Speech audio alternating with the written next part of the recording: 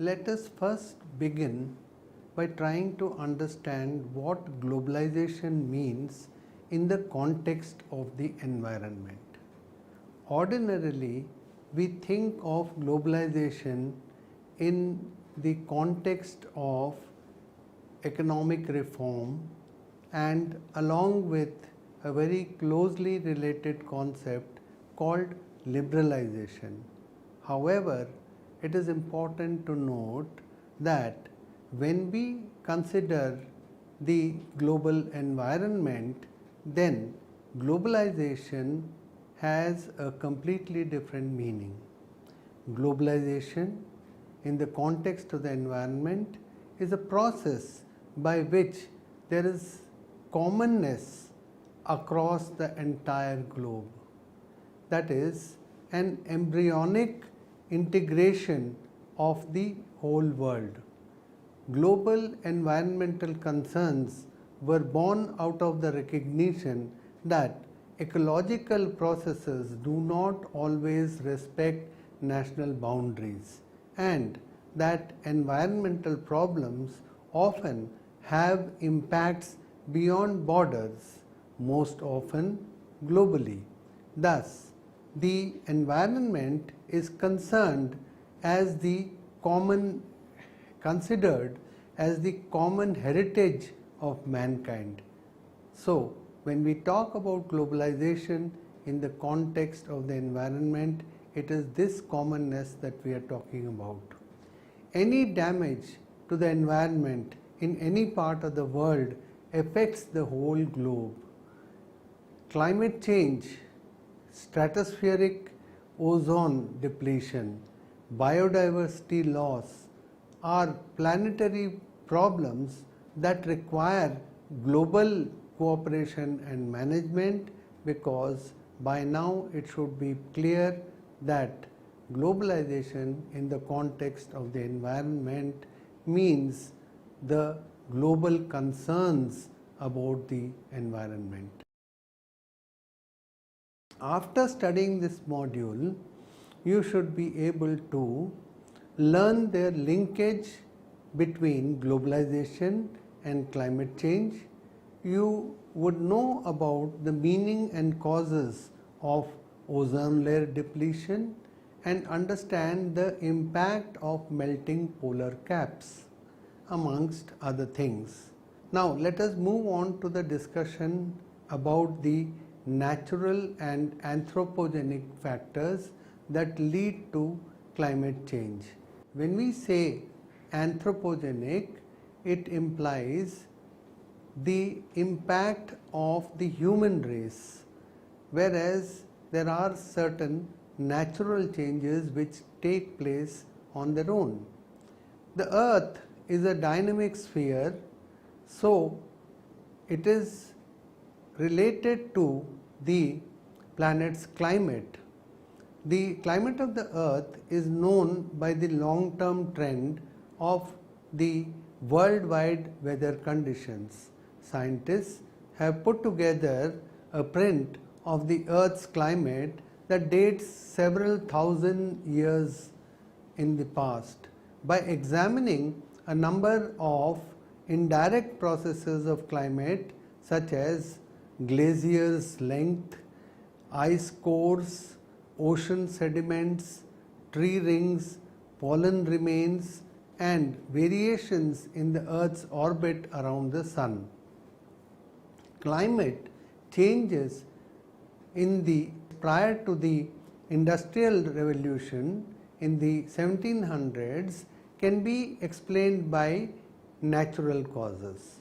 Research shows that natural causes are not likely to elucidate the warming that has observed, particularly warming ever since the mid of the 20th century. However, human actions can possibly account for most of that warming. The Earth's temperature depends upon the balance between the energy entering and leaving the planet's system. When the Earth system absorbs the incoming energy from the Sun, the earth warms up, while the earth shuns warming when the energy that comes from the sun is reflected back into the space. Earth cools out after the energy is released back into the space. The causes of climate change is often very debatable and complicated. However, there is a strong verification that natural causes like changes in the output from the sun alone cannot explain our changing climate. Instead, it is increasingly believed that lifestyles and the activities of the human population on the earth are constantly causing such changes and such damage to the earth's atmosphere. Climate change refers to any significant change in the measure of the climate lasting for extended periods of time. It comprises significantly of changes in the temperature, wind patterns, precipitation, amidst other impacts that happen over numerous decades or even longer periods. The rise in the temperature alone is not indicative of climate change. Indeed, in some places, fall in the temperatures has also been witnessed. The greenhouse effect is a natural process that warms the surface of the earth. As the sun's radiation reaches the earth's atmosphere, a small portion is reflected back into space and the remaining is absorbed and re-radiated by these greenhouse gases. The earth receives energy in the form of sunlight from the sun, and the earth's surface heats up while absorbing some of this energy.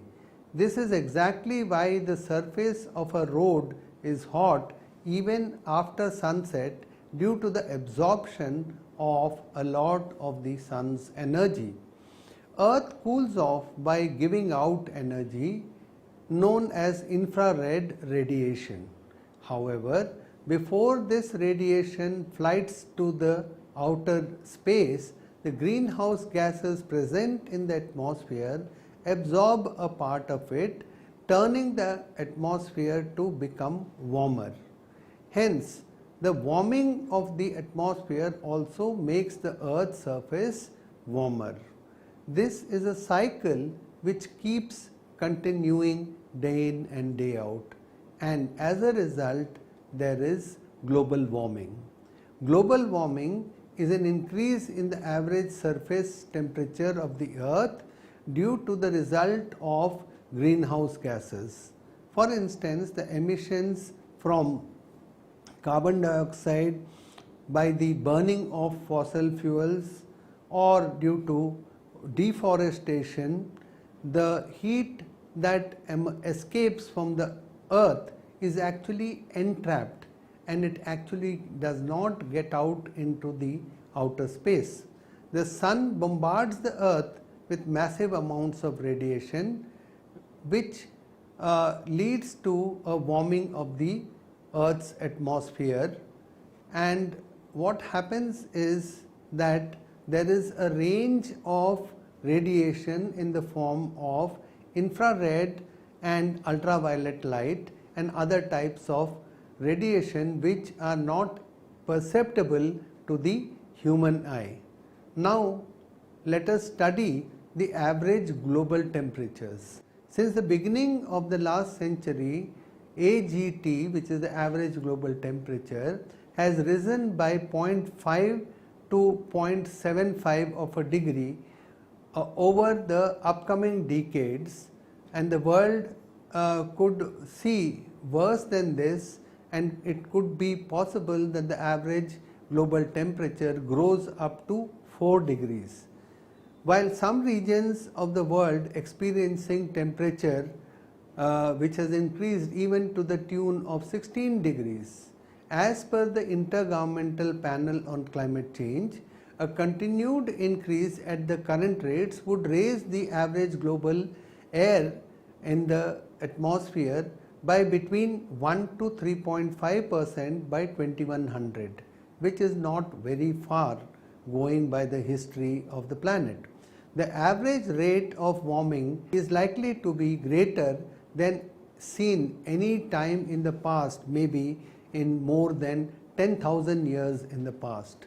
The impact of climate change will not be uniform over the globe. Economic globalization is accentuating the problem of climate change.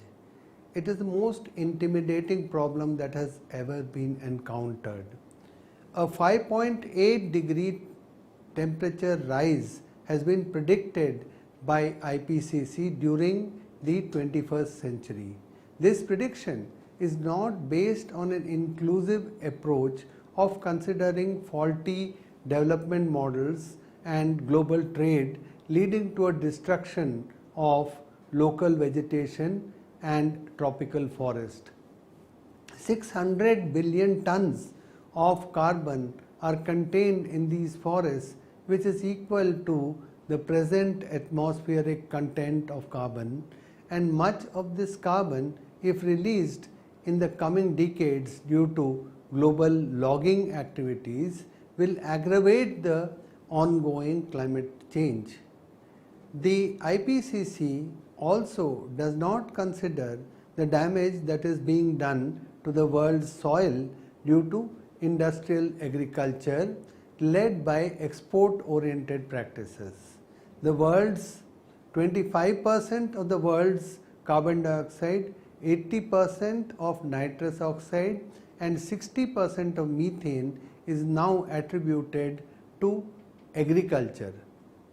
1600 billion tons of carbon, which is double the quantum of the present in the atmosphere, is contained in the world's soil, and in a few decades this would be released into the atmosphere if we do not quickly change the practices of towards organic agriculture, that is, to have local and sustainable resource use. Moving on to the discussion of intensified environmental problems, we have the major problems that we have are climate change and loss of biodiversity. Globalization has resulted in increased consumption of products, resulting in an increase in production of goods that have adversely affected the ecological cycle, and hence they exist a stress on the environmental resources. Earlier people used to consume food growing locally, but with globalization the consumption of foreign products have increased manifold. Trade growth has accelerated, and because of this there has been a depletion of non-renewable resources such as minerals, oil and so on. Increasing levels of consumption necessitating the increase in the production of goods in turn stresses the environment via the carbon footprint. The major mode of transport that has characterized globalization in the past has been the aviation. Aviation is a mode of tourism and transportation, and it is a high emitter of greenhouse gases. It significantly contributes. Greenhouse emissions from aviation has increased from 1990 to 2004 to the tune of about 86%. Its contribution warming is around 4 to 9%. So, while sea transport accounts for 2 to 4% of all the fossil fuels being consumed by the planet each year, and 95% of the trade that is directed is towards the US, and it goes through the sea route, while 70% of the international transport of goods towards the EU also go through the sea route. Improvement in energy technologies are not adequate to absorb the environmental consequences of a 3% increase in shipping per year. Humans, plants and animal diseases spread faster through the increased movement of people and goods around the globe due to the increasing trade that is taking place around the globe. There are ways of protecting the environment from globalization of the kind that is taking place in the past few decades. The companies that are responsible for producing tons of greenhouse gas every month have to switch to the use of gentler and less harmful alternative sources of energy such as solar power, wind power to promote sustainability. The replacement of fossil fuels is also on the agenda of these companies, even though these substitutes are slow to develop in our enormously globalized world. Many wind farms, hydroelectric plants developed in Alberta have revealed the potential to a clean alternative source of energy. Alternative energy sources like solar power has enormous potential, but they are high priced. Therefore, the prices, however, are of course dropping slowly as they are being adopted across the world. So, it is important to ensure that such alternative sources of power become affordable and are adopted by people across the world. The use of alternative sources of energy is likely to lessen the negative impact of globalization on the association between occupants of the world and their environment. Now, we will try to understand what is meant by ozone layer depletion and try to look at the causes of depletion of the ozone layer. A deep layer of gases in the upper atmosphere of the earth named the stratosphere, it exists, which encloses the entire globe naturally from the radiation which comes from the outer space. The lower regions of the stratosphere contains a higher concentration of ozone, and it is found to be 15 to 20 kilometers above the Earth's surface. The average concentration being 0.6 parts per million. The ozone layer, but the thickness varies as per the geography and as per the seasons.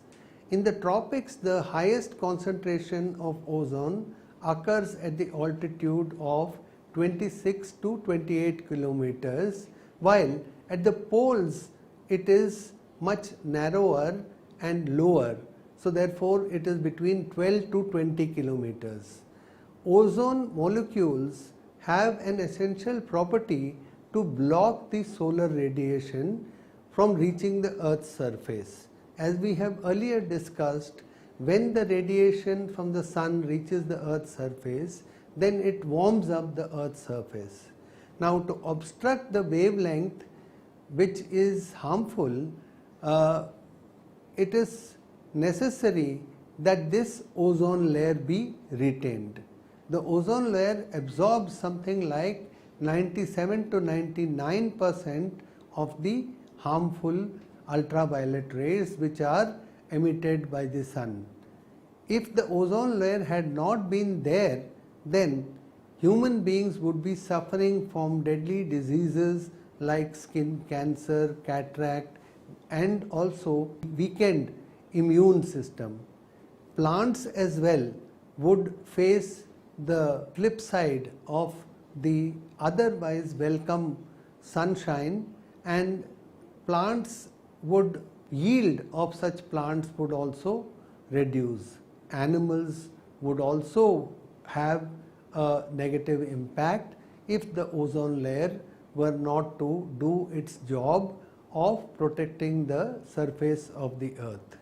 And if this were to happen, that is, if the ozone layer were to deplete, then as a consequence we have what we are experiencing today, the most important, the most difficult problem of global warming. The damage to the ozone at present was recognized in 1974. Natural causes have accounted for 1 to 2% depletion of the ozone layer, but the effect is temporary. It is also believed that major volcanic eruptions also led to the ozone layer depletion. Man-made ozone layer depleting substances which are known as ODS, such as chlorofluorocarbons, that is CFCs, used in air conditioners and cooling equipments, in hospital equipments and freezers, are the main culprit which are responsible for the depletion of the ozone layer.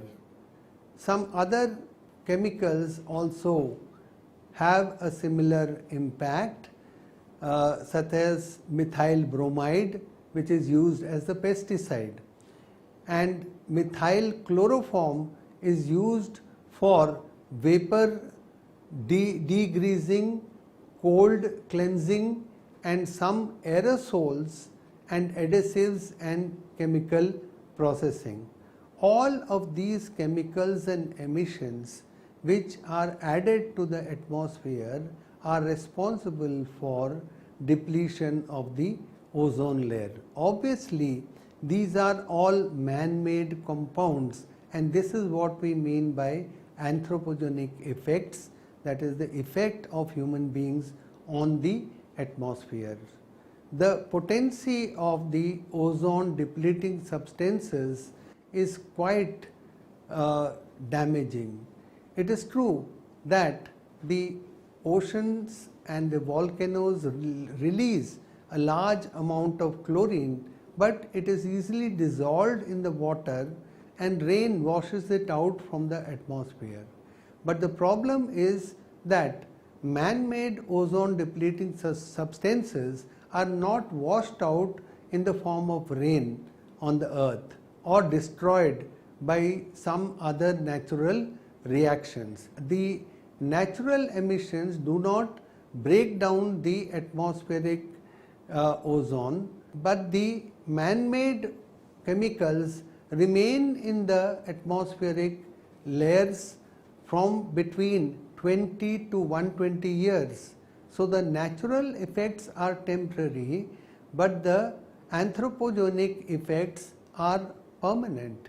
Consequently, due to their relative stability, these chlorofluorocarbons are transported into the stratosphere, where they finally break down the ultraviolet rays, and they discharge what is called free chlorine.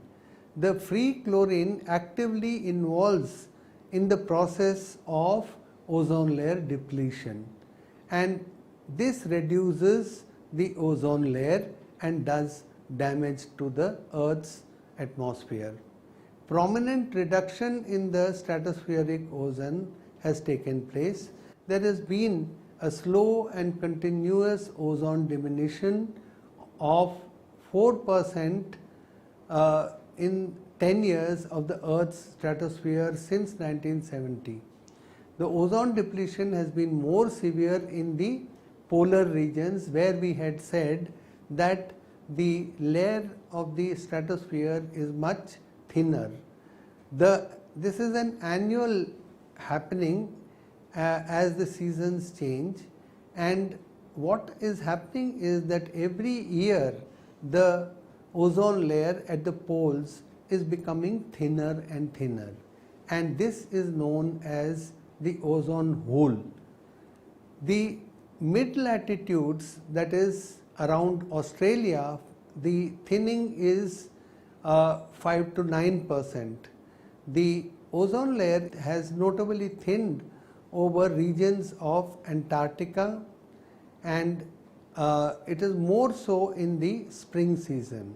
This has led to the formation of an ozone hole which happens annually between September and November over Antarctica. Nonetheless, the Arctic zone depletion is poorly understood at present. It makes it difficult to estimate the risk of future ozone holes. The late winter intermittently visits such a problem, and the severity of the ozone layer depletion in these holes can be up to even 40%, but it normally lasts for a few days, covering a few hundred kilometers in diameter. The chemistry and the air movement provides two explanations. It has been possible to distinguish between two different types of Arctic zone holes. One type is primarily caused by the same chemical mechanism as the Antarctica, and the other is primarily by changes in circulation. Ozone layer depletion leads to an increase in the ultraviolet radiation that is damaging the living cells. This increases in the Arctic because of the reflective snow cover. In most important long-term, the most important long-term effects on the Arctic ecosystem may be seen as changes in the species composition. That means it affects the biodiversity, it affects the not only human life but the flora and fauna. In regard to climate change, stratospheric ozone depletion and ultraviolet radiation, there is a need for more basic research and monitoring to understand the process better. Now let us consider the international policies for ozone protection. The Montreal Protocol, an international agreement, was signed in 1987. The signatory nations committed to reduce the use of CFCs and other ODS. The international community decided to gradually discontinue the production of CFCs and other such substances. Under the ambit of the protocol, a fund was to be created to help underdeveloped countries to explore other methods of production in order to stop the use of CFCs. Ever since, there has been a consensus at the international level, and this consensus is with regard to the causes and effects of ozone layer depletion. So there is an organization, World Meteorological Organization, and along with the United Nations Environmental Program, they are coming out with a periodic report on the science of ozone layer depletion, and it is issued by the scientific community. Numerous regulatory programs are designed and coordinated by EPA support to the whole campaign against ozone layer depletion. Since EPA is active in developing protection policies for the ozone at the international level, individuals of course could also help by making the technicians working on refrigeration equipment and air conditioning so that these equipments could be certified by the Environmental Protection Agency, the EPA. Even with the adoption of these efforts, it might take another 100 years for all these destructive substances to fade away from the atmosphere and the ozone layer to return to its normal state. Some research findings would be in place. It has been found that between the years of 1850 and 2005, the rise in the global average temperature has been to the tune of 0.76 centigrade, and during the last 50 years the rate of warming up has nearly doubled, and the warming at the poles has actually gone up more than 2 to 3 times the global average, and this is clearly related to the presence of the ozone hole at the polar caps. The rise in the temperature has an enormous effect. The rise in temperature of even half degree can have a great effect on the weather system and the planet in general. For instance, the sea level has risen 15 to 20 centimeters in the last 100 years as noted by the US EPA. And as a result of this, there has been a massive melting of the floating icebergs, and more significantly, there has been a disturbing trend towards the melting of the polar ice caps, which have been there for a millennium. The melting of the Arctic and the secondary Antarctic and the Greenland ice shields is occurring at a faster rate than it was forecasted by the IPCC, and this is a extremely disturbing phenomenon. The rise in the average temperature in the Arctic regions is twice as fast as somewhere else in the world. The thinning and melting and rupturing of the Arctic ice is very worrying. Melting of Ward Hunt ice shelf, the largest and single big block of ice in the Arctic which has been in existence for more than 3,000 years, has started cracking in the year 2000, and over the past few years it has been breaking up into pieces, and at the polar caps sometimes the ice has been shrinking at a very alarming rate. The climate experts suggest that during the peak of the last major intergalactic period, the Arctic was free of summertime ice, which was about 1,25,000 years ago. Today the global average temperatures are moving close to the maximum seen during this age-old period. Similarly, carbon dioxide above the uppermost level in this period, and the impact of global warming on the cryosphere and the polar caps is quite complex. The impact of such a breakup of these huge icebergs known as Larsen's ice shelves stretches beyond the poles, resulting in an impact which is far reaching for the entire globe.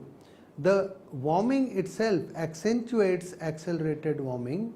For instance, the loss of sea ice decreases albedo and alters the ability of the ocean to absorb the heat and carbon dioxide.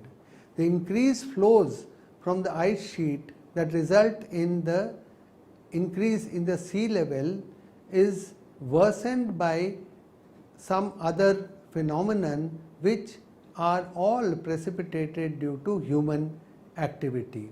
Hence, the climate change is something which is affecting the globe vitally.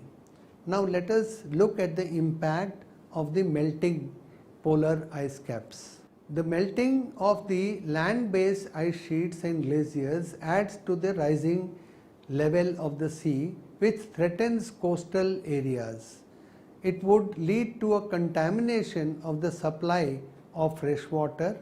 However, the sea level remains unaffected when the floating ice on the sea melts. Island nations such as Maldives and cities such as Shanghai, Lagos, whose inhabited regions are merely less than 6 feet above the sea level are at great risk. The native people, plants and animals are already affected due to the melting of the permanent ice. The freshwater lakes enclosed by the Wadhunt ice shelf drained into the oceans with a distinctive ecosystem when the shelf was fractured. Along the coastlines of the Arctic, there is a looming danger of entire villages being uprooted and swamped.